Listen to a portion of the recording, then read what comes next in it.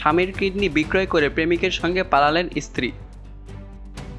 অভাবের সংসার চরম অনটনে চলে। একমাত্র কন্যা সন্তানের বিয়ের জন্য গয়না গড়ে রাখা প্রয়োজন।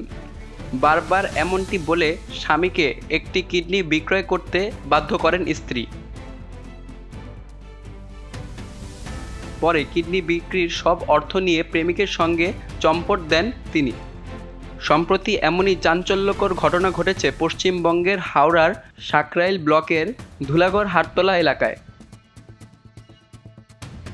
এই ঘটনায় ভুক্তভোগী পিন্টু বেজ তার স্ত্রী সুপর্ণা বেজের বিরুদ্ধে কলকাতা হাইকোর্টে একটি মামলা দায়ের করেছেন। জানা গেছে 40 বছরের পিন্টু বেজের সঙ্গে সুপর্ণা বেজের প্রেম করে বিয়ে হয় 16 বছর আগে। এরপর তাদের এক কন্যা সন্তানের জন্ম হয়। ভবিষ্যতে নিজেদের নাবালিকা কন্যার বিয়ে ও ভালো পড়াশোনার জন্য এখন থেকেই সোনা গয়না গড়ে রাখতে হবে এমন কথা স্বামীকে বারবার বলে তার একটি কিডনি বিক্রয় করতে বাধ্য করেন সুপর্ণা বেজ। সেই কিডনি বিক্রয় করে 10 লাখ রুপি পায় বেজ দম্পতি।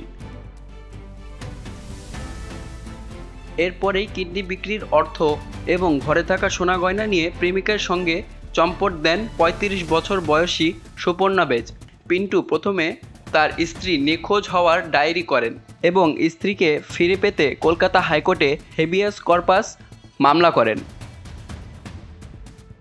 এক্ষেত্রে নিখোঁজ হওয়া ব্যক্তি ও নারীকে খুঁজে এনে আদালতে হাজির করানোর দায়িত্ব পুলিশের।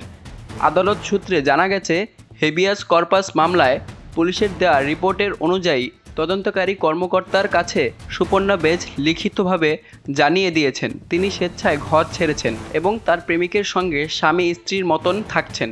কেউ তাকে জোর করে কিছু করেনি।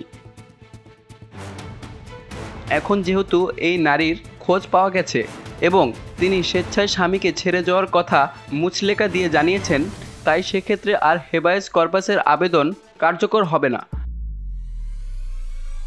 এ বিষয়ে পিন্টু বেজ বলেন, আমাকে বারবার কিডনি বিক্রয় করার কথা বলতো। 10 লাখ রুপিতে কিডনি বিক্রয় করি, সে কথা বাড়ির অন্য কাউকে জানাতে নিষেধ করেছিল স্ত্রী, তাই কাউকে জানাইনি। কিডনি দেওয়ার পর যখন অসুস্থ ছিলাম তখন সব নিয়ে গেছে। এখন আরও আইনি পদক্ষেপ নেওয়ার কথা ভাবছি।